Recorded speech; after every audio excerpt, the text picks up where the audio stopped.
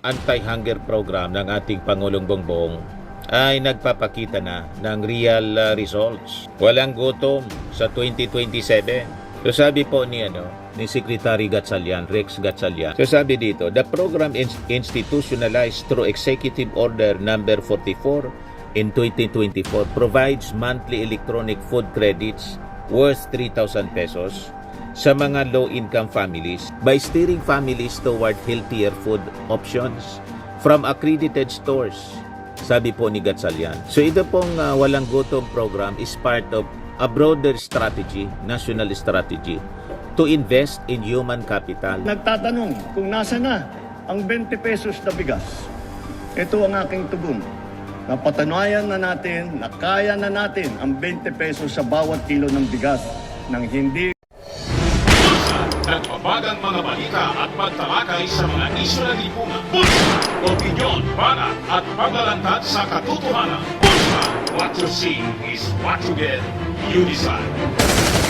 Ito po mga kababayan, si Dante Maravillas. Dito muna tayo sa ating podcast, Live with Dante M. At sabi natin kanina, itsa-chap-chap natin yung naging sona ng ating Pangulo para ma-highlight natin yung mga importante niya sinabi para sa kapakinabangan ng bawat pamilyang Pilipino.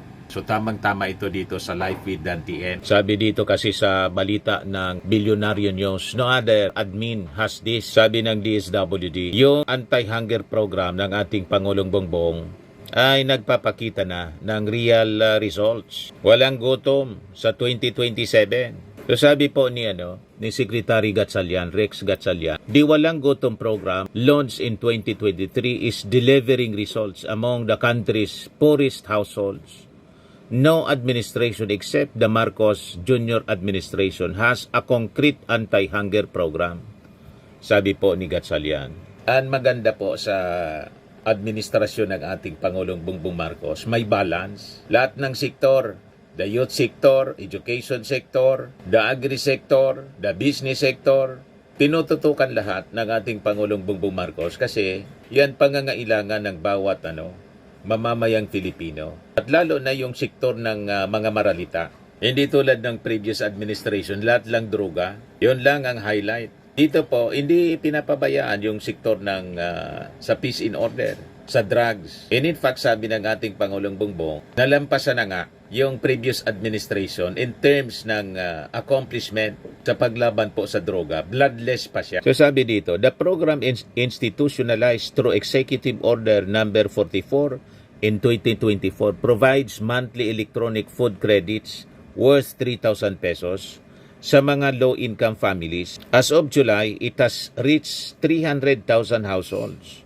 So sa survey na ginawa ng SWS commissioned by Globe Telecom showed that the share of beneficiaries experiencing moderate hunger fell by 4.1% from 48.7% in October 2024 to 44.6% noong December. So among those 300,000, 4% of families are now saying they are no longer experiencing hunger. They are food secure, sabi po ni Secretary Gatchalian.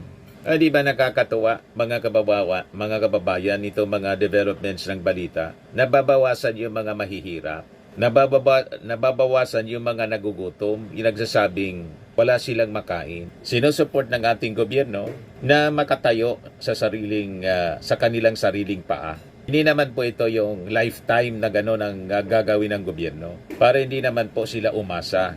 Kundi sa kanilang kagipitan po, tinutukuran muna ng ating gobyerno para makatayo sila sa sariling paa. So the initiative, sabi po ni Gatchalian, includes a work and training requirement. Able-bodied recipients must attend job fairs sponsored by the Department of Labor and Employment, while those lacking skills are referred to Technical Education Skills Development Authority program. These programs has conditions, sabi po niya. Now that there's additional food from the government, you have to work. It's a one-to-punch approach, sabi po niya. Yung walang skills, iti-training ng TESDA.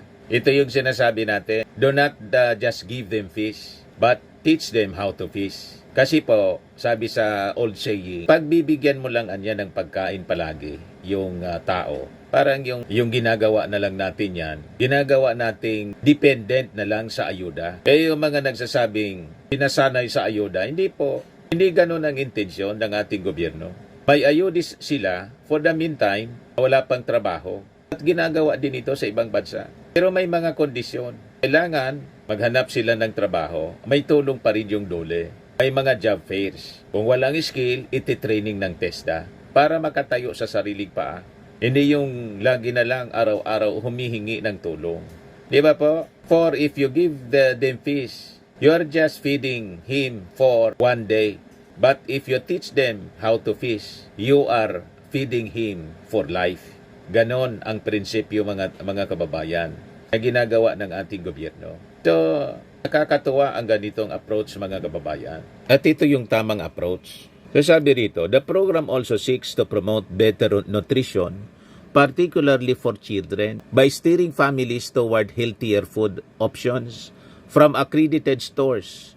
Sabi po ni Gatchalian. So ito pong walang gutom program is part of a broader strategy, national strategy, to invest in human capital. We cannot unlock their potential if we are not investing in them. If they are hungry gutom sila, hindi sila makakapunta sa eskwelahan or are stunted. So tinitingnan namin ito as investment in human capital. O ngayon, pakinggan pa natin yung ibang mga sinabi ng ating Pangulong Bongbong Marcos sa kanyang SONA kahapon po. 3 taon ng administrasyon, ibubuhos pa natin ang lahat-lahat.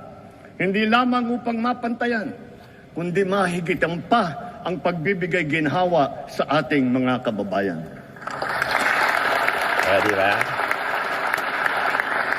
Hindi na ako magpapaligoy-ligoy pa. Maayos na hanap buhay talaga ang mabisang pantiyak laban sa kahirapan at laban sa gutom. Dumarami ang mga nalilikhang hanap buhay sa ating bansa ngayon. Magpupursige ang DOLE, DTI, DSWD, kasama pati ang DOT at mga kaugnay na ahensya sa paghahanap ng paraan at ng mga oportunidad para sa natitirang 4% ng ating puwersang manggagawa na hanggang ngayon ay walang trabaho. Ipagpapatuloy natin ang pagbibigay ng puhunan sa mas marami pang negosyante para makapagsimula ng maliit na negosyo o micro-enterprise sa mababang interes at walang kolateral. Pati na rin ang kapital at proteksyon para sa mga yamang isip. At para sa mga tinataguyod natin mula sa kahirapan, patuloy tayong nagbibigay ng libreng training at puhunan para makapagtayo sila ng sariling negosyo. Hindi tayo titigil hanggang halos 2.5 milyon maralitang pamilya ay matutulungan natin na magkaroon ng kanilang sariling maliit na negosyo. Palalaguin natin ang mga industriya, mga pabrika ng sasakyan, pulmahan, electronics, biotechnology, pharmaceuticals, critical minerals, telang Pinoy, halal, construction, mga planta ng kuryente. Ngunit, nananawagan pa rin ako sa ating mga negosyante. Mamumuhunan kayo sa ating agrikultura. My single resounding message to the international business community is this: the Philippines is ready. Invest in the Filipino. Our cavalcade of dependable and hardworking Filipinos, innately skilled, adaptable, and possessed with a heart for service are here, ready to work and to succeed with you. Sa mga nagtatanong kung nasa na ang 20 pesos na bigas, ito ang aking tugon. Napatunayan na natin na kaya na natin ang 20 pesos sa bawat kilo ng bigas nang hindi malulugi ang ating mga magsasaka. Di ba? Kamakailan naman ay nampay nating nailinsad ito sa Luzon, Visayas at Mindanao, kagaya sa San Juan, Pangasinan, Cavite, Occidental Mindoro, sa Cebu, sa Bacolod, sa Guimaras, Siquijor, Davao del Sur. At dahil sa ilalaan nating 113 bilyong piso upang palakasin ang mga programa ng DA, ilulunsad na natin ito sa buong bansa sa pamamagitan ng daan-daang kadiwa store at center sa iba't ibang lokal ng pamahalaan. Binabalaan ko ang mga trader na magtatangkang magmanipula ng presyo ng palay o ng bigas o manloloko ng mga magsasaka, hahabulin namin kayo dahil ang trato namin sa inyong ginagawa ay tinuturing naming economic sabotage.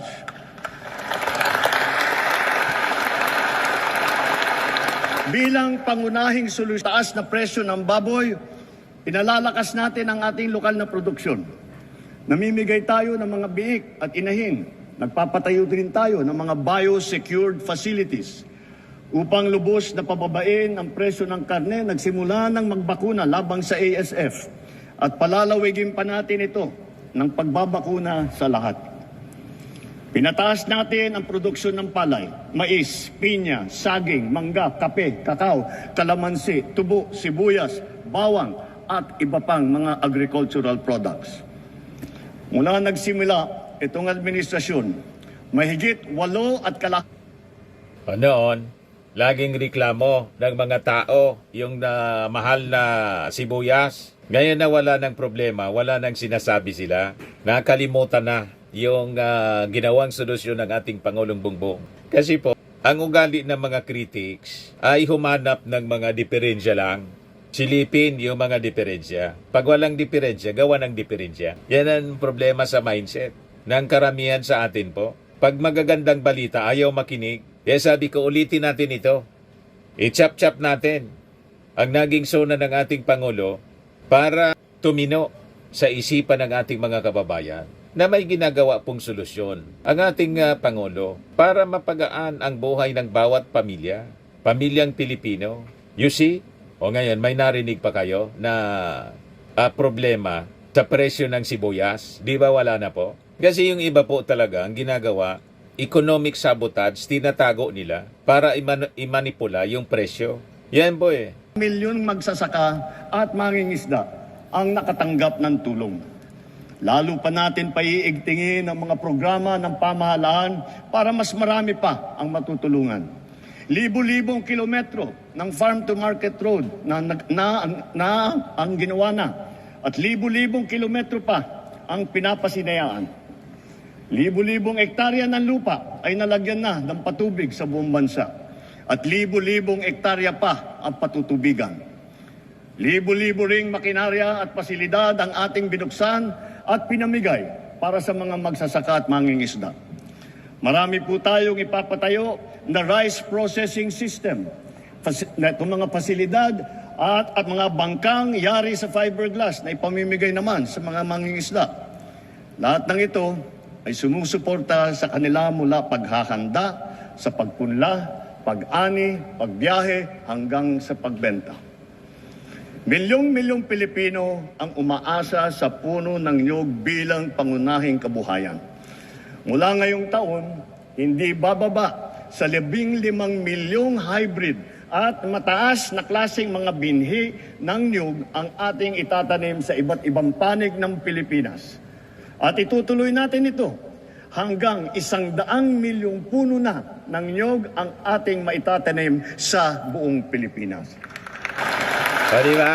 Kasi pinuputol yung mga nyug ko, ginagawang At coco upang lumber. lubos na pa sa industriya ng niyog, hihilingin natin sa Kongreso na amyendahan ang Coconut Farmers and Industry Trust Fund Act para naman maging mas angkop sa mga pangangailangan ng ating mga magsasaka. Bahagi lamang ito na ginagawa nating malawakan pagpapalakas ng iba't iba pang mga industriya. Kasama dito ang industriya ng asin, pagproproseso, pag-export ng niyog. Sa tulong ng DOST, ginagamit natin ang mga magagandang dulot ng agham tulad ng mga nadiskubre at nagawa ng ating mga siyentipiko at inventor. Pati na rin ang mga modernong pamamaraan tulad ng mga bagong binhi, pataba, makinarya at estratehiya gaya ng intercropping at off-season technique. Naghihintay din sa ating kabataan ang mga kurso, programa at mga scholarship sa larangan ng agrikultura upang ito ay kanilang gawing hanapbuhay balang araw at maipapagpatuloy ang marangal na kabuhayan ng kanilang mga magulang. At para sa susunod na ating salinlahi ng mga magsasaka, tiyak na magiging kanila na ng tuluyan ang lupang sinasaka nila. Ayos na ayos. Lahat na may Kasalukuyang lupa. pinabibilis ng DA pamamahagi ng mga CLOA at ng mga e-title, pati na yung mga COCROM bilang patunay na wala ng utang ang mga benepisyaryo ng agrarian reform. Libre na lahat, mga kababayan. Nabura na yung Bagaman utang. dumarami ang atin ng kuryente sa buong bansa, lalo na ang mga bagong teknolohiya at malinis na enerhiya tulad ng solar, windmill, natural gas. Bagaman kilalang kilala na tayo sa buong mundo dahil sa pagpapahalaga natin sa renewable energy, nariyariyan pa rin ang mga problema sa enerhiya na damang-dama ng bawat Pilipino, kagaya ng 3 milyong kabahayan na wala pang kuryente. Palagi ang brownout at ang mataas na presyo ng kuryente. Kaya binibilisan nating mabigyan ng koneksyon at pinapalakas palalo ang kakayahan ng ating gumagawa ng kuryente. Pagpasok ng administrasyong ito, mahigit 5 milyon ang mga bahay na wala pang kuryente. Sa loob ng 3 taon, 2.5 milyong kabahayan ang ating nakabitan na may kuryente na sila. O, di ba? Sa susunod na 3 taon, 200 planta ang ating tatapusin. Ito ay may kakayahan magpailaw sa 4 na milyong kabahayan o sa mahigit na 2,000 pabrika o sa halos 7,000 tanggapan at negosyo. Hahabulin at tutuparin ng DOE at NEA ang natatakdang dami ng mga kabahayang makakabitan ng kuryente ngayong taon hanggang 2028. Lalo na sa Quezon, sa Camarines Norte, sa Palawan, sa Masbate, sa Samar, sa Negros Occidental, sa Zamboanga del Sur. At sa pagtatapos ng 2000, dagdag na mahigit 1 milyong kabahayan pa ang magkakaroon na rin ng kuryente sa pamamagitan ng solar power home system. Para lalo pang makatipid ang ating mga kababayan at maipagbili ang anumang sobrang kuryente nila, isusulong na ng Department of Energy ang net metering program at pabibilisin din ng ERC ang proseso ng pag-aproba nito. Ayos. Habang inaayos natin ang ating sistema ng enerhiya sa bansa upang maipababa ang presyo, pinapalawig pa natin ang lifeline rate. Bukod sa mga miyembro ng 4P, kasama na rin ngayon ang mga pamilyang nasa listahanan na maliit lamang ang kinikita at ang konsumo naman ay hindi lumalampas sa lifeline rate. Hindi ko palalampasin ang nangyari kamakailan sa Siquijor. Dahil sa malawakang brownout, napilitan pang magdeklara ng state of calamity sa lalawigan. Naperwisyo nito ang mga taga roon, ang kanilang turismo, kanilang negosyo, ospital, sari-saring serbisyo. Sa ginawa nating investigasyon, ano yung ating natuklasan?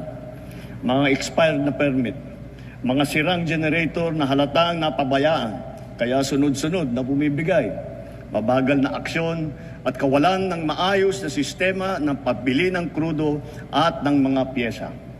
Ipinag-utos ko sa DOE, NEA at ERC na pabalikin sa normal ang serbisyo ng kuryente sa Siquijor bago matapos ang taon. Titiyakin namin na maitatag agad ang mga pasilidad para sa pangmatagalang lunas sa kanilang problema sa kuryente. Hindi na dapat ito maulit muli. Iimbestigahan ang naging kapabayaan nito at ang iba pang mga katulad na kaso sa buong bansa. Dapat nilang ayusin ang pamamahala ng mga kumpanya ng kuryente at ipag-utos ang pag-refund kung kinakailangan. Ayos. Tulad ng pagkain, nakasalalay ang buhay natin sa tubig. Marami tayong mga malalaking proyekto na nakalakat-latag para sa butihing supply at malinis na tubig sa buong bansa. Meron din tayo mga makabagong sistema upang salayin ang tubig at gawin itong malinis para mainom, lalo na para doon sa mga taga-isla. Ganun pa man, marami kaming natatanggap na reklamo na hindi man lang daw umaabot ang tubig sa kanilang mga gripo. Yun, binakita si Sa lawak ng Villar. reklamo, Pamilya niya may control. Mas 6 na milyong consumer sa buong bansa Prime water. ang kasalukuyang naapektuhan. Nakita ko na ang report. Kaya't ginagawa ng luwa ngayon ang mga mabisang hakbang laban sa palpak na serbisyo ng mga water district at kanilang mga joint venture partners. Prime water. ng Villar. Palakpakan sila. Tiyakin ng luwa na may lalagay na sa ayos abig ng milyong-milyong nating mga kababayan at gawin mas abot kaya naman ang presyo. Higit sa lahat, titiyakin natin mapapanagot ang mga nagpabaya at nagkulang sa mahalagang serbisyong publiko na ito. Tapos, ang prime water.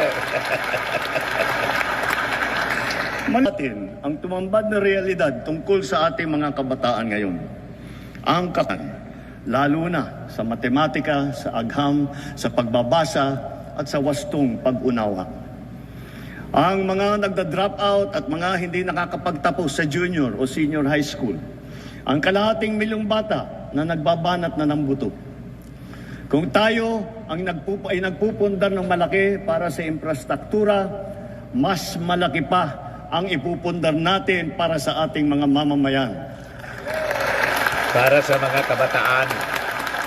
Ito ang pangunahin natin hanggang matapos ang administrasyon. Puspusan nating inaayos at pinapaganda ang ating sistema ng edukasyon. Sa lahat ng mga pinahahalagahan ng administrasyon, ito pa rin ang nasa ruro. Ngayon taon, sinimulan na natin ang Academic Recovery and Accessible Learning o ARAL program. At pinalalakas din natin ang Early Childhood Care and Development na hango. Ito ay hango sa dalawang mahahalagang batas na ipinasa ninyo dito sa Kongreso. Maraming mag-aaral ang nakakaranas ng bullying o kaya ay nagde-depress. Binabantayan din natin ang mental health ng ating kabataan.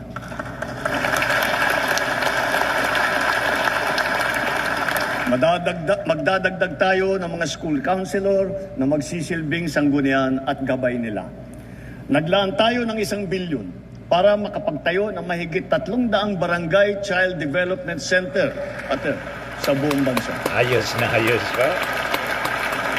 At ang pinaka-priority ay yung mga nangangailangan na puok na malalayo. At pauna lamang yan, unti-unti nating tutugunan ang matinding kakulangan sa daycare center na nabinbin mula pa noong 1990. Ay, grabe. Pinasatin ang pagpabakuna ng mga bata. Sa DOH, kumplituhin na natin ang bakuna para matapos na sa lalong madaling panahon na kumpleto na lahat ng ating mga anak ay nabakunahan na. Sa ilalim naman ng bagong lunsad na Yakap Caravan, matitignan na ang kondisyon ng kalusugan hindi lamang ng mga mag-aaral, kung hindi pati na ang mga guro. Mabibigyan sila ng libreng medical check-up, libreng lab test tulad ng cancer screening at libre na gamot. Grabe. Sa nakaraang 3 taon, 22,000 silid-aralan ang nabuksan na. Hihigitan pa natin ito dahil talagang nakakaawa ang ating mga mag-aaral. Hindi na natin dapat nabibitin ang oras nila sa klase dahil sa kakulangan ng classroom. Katuwang ng pribadong sektor, sisikapin nating madadagdagan pa ng 40,000 silid-aralan bago matapos itong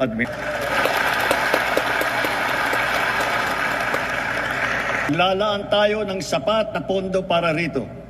Alang-alang sa mga ating mag-aaral, hihilingin ko ang buong suporta ng ating Kongreso.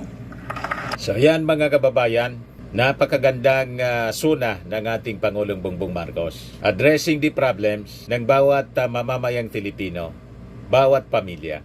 So kung hindi pa po kayo nakasubscribe dito sa ating YouTube channel, bagong YouTube channel, Life with Dan TM, click subscribe nyo po. At yung mga gustong magnegosyo po para umangat sa buhay, itry nyo po na magnegosyo nito. I am Worldwide Amazing Pure Organic Barley Powdered Drink Mix from Australia. Ito yung bago naming binibenta online. Sa mga business inquiries po ninyo, pwede kayong dumirekta sa akin. Mag-message po, Dante Maravillas o Dante Maravillas Vlog. O kung hindi, doon sa aking anak na architect entrepreneur, Riz Maravillas. So lagi nating tatandaan mga kababayan, sa buhay, you become what you believe. Bye-bye po. Firmax Firming and Lifting Cream, pinapahid po sa mga pulses in affected area. Mainam po sa paninigas ng mga kaso-kasuan. Ito naman po, Automax Radiant Serum. Sa mukha naman yung application, anti-aging po siya. You will look 10 years younger than your age. Sa mga cancer patients naman po, baka lang gusto ninyo itong itry. Nengxia Red Mix Fruit Drink. Hindi mo po siya gamot, food supplement siya. Kaya lang, gawa siya mga kababayan sa goji berry. Yung goji berry may anti-cancer properties. O ngayon, yung mga inquiries ninyo, dumiritso na lang kayo sa aming messenger sa Facebook para masagot namin agad. Ayos pa? Ayos na ayos niya, Mr. Maravilla.